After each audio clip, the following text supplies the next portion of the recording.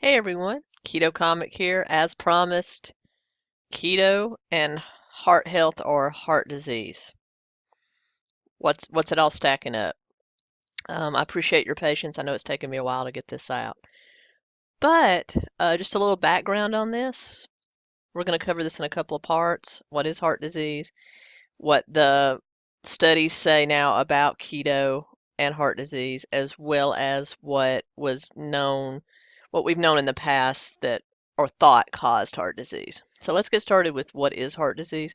Heart disease, better known in the literature as cardiovascular disease or CVD, is basically any ailment that affects the heart, and that can mean just about anything. That can mean you've had a heart attack, that can mean you've been diagnosed with congestive heart failure, which is they recognize that your heart is in failure, though it may take a long time to actually have a heart attack, as well as other things associated with heart disease like high cholesterol, hypertension or high blood pressure, those types of ailments. That's cardiovascular disease. Basically, anything that affects the actual muscle of the heart or the arteries and veins that carry blood to and from the heart. That's cardiovascular disease. And in a smaller parameters, it can also affect the lungs as well. It's also sometimes considered cardiovascular when you have, lung lung ailments like my father unfortunately has COPD and emphysema, so that affects his heart as well. So that's all lumped in together. But we're not going to talk about the lung part of it today. We're going to merely talk about the muscle and the arteries and the veins that help the heart do its job. So that's basically it. What is the heart? The heart is a muscle, just like any other muscle in your body. It's made of lean protein and some fat. Although if the fat gets too dense around it, it can cause trouble. It's not good for the heart to be well marbled, but it's a muscle that pumps your blood around your body to your brain, to all of your other organs. It basically is the motor or the engine of the body, whereas your brain's more of the command center. And I'll do a video about the brain and cognition as well, brain, keto, and cognition as well. But so that's what the heart is and basically what cardiovascular disease is. It's pretty simple. I'm not going to get into a whole big long explanation. I'm going to keep it simple here because we try to keep it simple on this channel and entertaining. All right. In the past, dating back to the 1950s when President Eisenhower had a heart attack, there was a lot of studies put into what could have caused that. And there was a doctor by the name of Ancel a researcher who took it upon himself. He had become known and made a name for himself for helping to develop MREs for the military, the meals ready to eat. And so he had done some studies on different countries around the world called the China study. I'm sure you've heard of that, where he basically cherry picked information and based on doing research after President Eisenhower had his heart attack, that high levels of saturated fat caused high cholesterol, which in turn caused heart disease or a greater risk of heart disease. That was the synopsis. But what they failed to take into consideration is that, like a lot of men in the 1950s, President Eisenhower smoked 1 to 2 packs of cigarettes a day.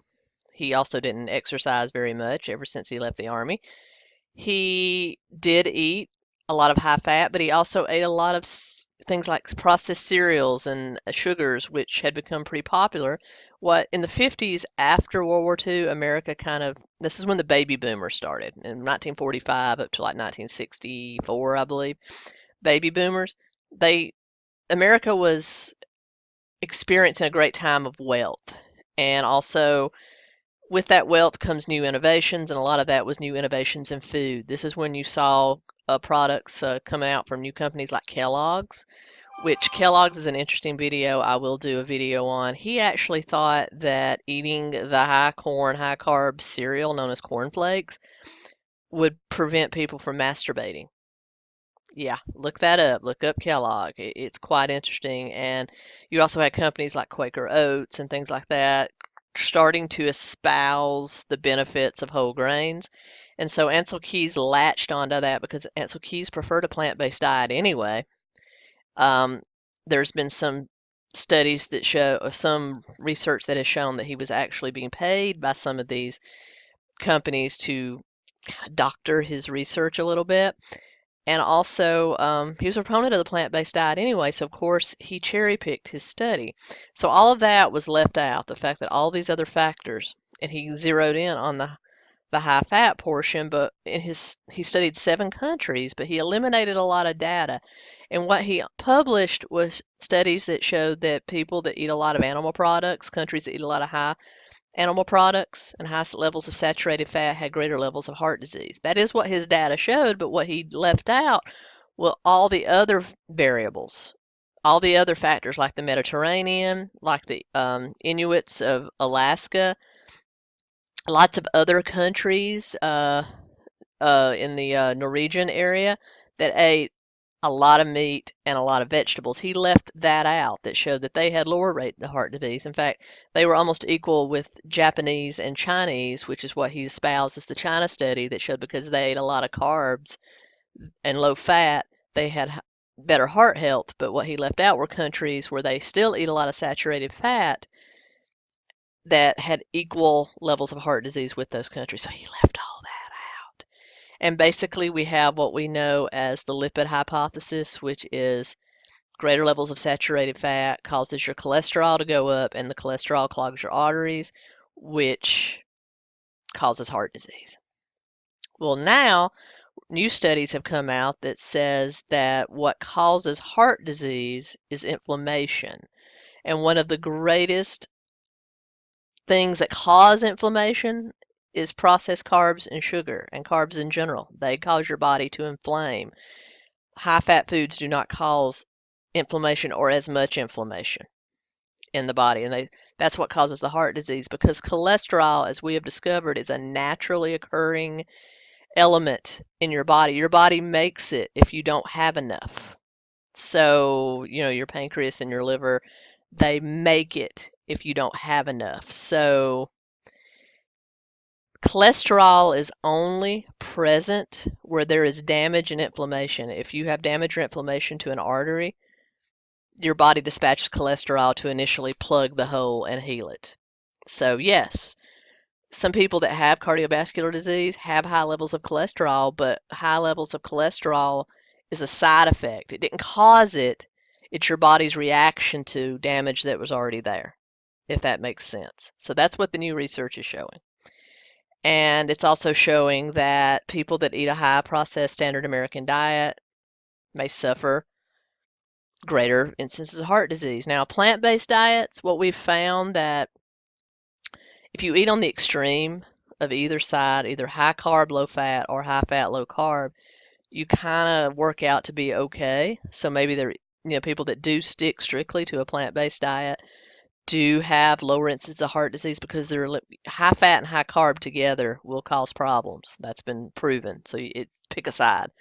But the problem with high carb, low fat is that a lot of the vitamins we need fat to be activated and absorbed by the body. So you get into problems like nutritional deficiencies with a plant-based or high carb diet. So bear that in mind, though the levels of heart disease are kind of equal. As long as you stay to one extreme, it's the people in the middle that tend to suffer the most.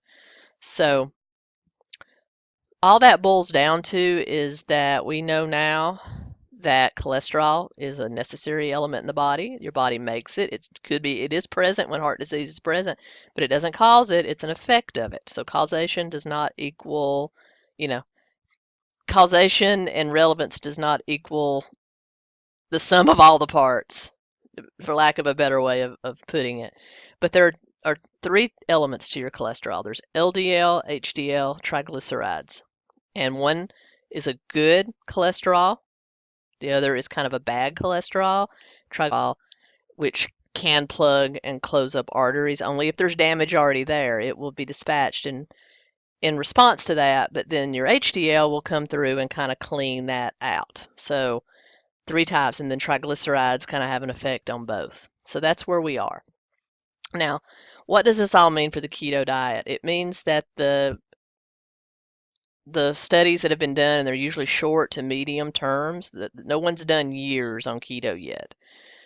But that research is ongoing, but it could be years before we see it. But what we're looking at here, and this is by the University of Michigan, is that the keto diet, losing a moderate amount of weight on the keto diet, can help lessen cardiovascular risks such as obesity, high blood pressure, and result in lower LDL or bad cholesterol and higher HDL, good cholesterol, which helps protect against heart disease. So the HDL is kind of a barrier. It cleans out all the bad stuff. Keto diet, as I said before, lowers elevated blood sugar, which lowers inflammation. Carbs, which lowers inflammation. So the prospects are good. What studies we've been able to do, and most of these studies are about 24 weeks to 24 months, not a whole lot of time, but there is evidence to show that terms on a keto diet lower your total cholesterol, raises your HDL, lowers your LDL and your triglycerides, and lowers inflammation in the body. So the outlook for it helping to prevent heart disease is very promising. That research is still ongoing. I'm not going to say that it will cure it or reverse it, but I will say that it gives you a fighting chance. And there's a lot of markers that are put back into alignment in a good way by being on the keto diet. And of course, all the other benefits of balancing your hormones and helping you lose weight, which also contribute to better health. So, very promising. I can't say that it cures it. I can say the outlook is pretty promising. It can improve it, especially in the early stages. And I can say with 100% confidence, it does not cause it. It does not cause it yet. That's where your high sugar and your inflammation combined with high fat, the wrong kinds of fats like trans fats, can mess you up. It's those in the middle. Like I said, one extreme, you're usually okay. In the middle is where the problem is.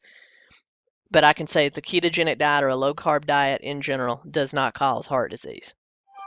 That's what the University of Michigan study said. And now we're going to go over to one that studied on a 24-month period by the National Institutes of Health.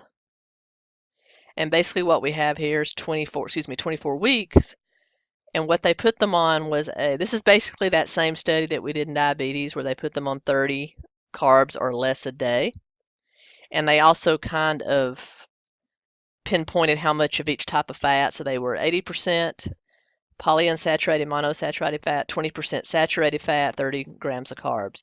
And what they realized was over the period of 24 weeks, total cholesterol decreased, HDL levels increased, LDL went down, triglycerides went down. And so what they realized was that these patients lost weight and all of their markers that would have pushed them into the pre-heart disease phase backed off. So at the end of this 24 weeks, they showed significant improvement in all cardiovascular markers. And all of the studies that I looked up were all in that 24-week to 24-month range. So like I said, it's short to medium term. There's been no studies of people on keto or low carb for years and years, but that's coming. It's underway. So I can't really say conclusively that, you know, that the research will go on, but I can say with enough confidence to put this out that keto will improve your heart health, just like it will help reverse type 2 diabetes and put you in a better fighting stance for type 1 diabetes. And I can say with 100% confidence it does not cause it. So take that, Ancel keys. Right in the nose. All right. That's my little video on keto and heart disease. I hope you enjoyed it. I'll be back with you soon. Keep telling me what you'd like to see. I'm going to, as I said, do one on keto and cognition, kind of brain health. That'll be out in the next couple of weeks. As well, I'll keep coming with reaction and funny videos as well. I hope you enjoyed this. Please like, comment, subscribe, and share. Thank you so much. Keto Comic out.